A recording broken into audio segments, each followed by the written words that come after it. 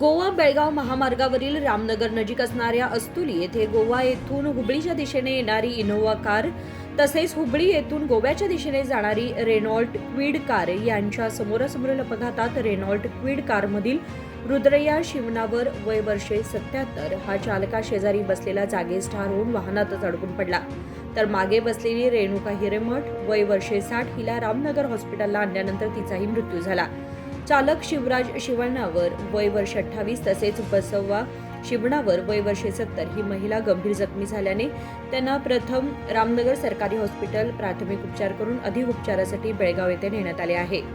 मयत तसेच जखमी हे सर्व राहणार मूळ लक्ष्मेश्वर हुबळी व सध्या राहणार फोंडा गोवा असल्याचे यावेळी त्यांच्याकडून सांगण्यात आले. इनोव्हा कारमधील हुबळी येथील प्रवासी गोवा येथे 3 दिवसांची टूर करून पुन्हा वापस हुबळीच्या दिशेने जाताना सदर अपघात झाला.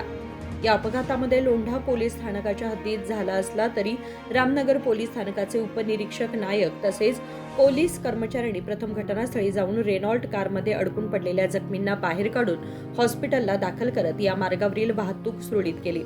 रामनगर भागामध्ये देण्यात आलेली 108 रुग्णवाहिका सध्या उळवी येथील जत्रोत्सवाला देण्यात आल्याने रामनगर हॉस्पिटलमध्ये असणाऱ्या रुग्णवाहिकेतून 2 ते 3 वेळा जाऊन जखमींना हॉस्पिटलमध्ये दाखल करण्यात आले.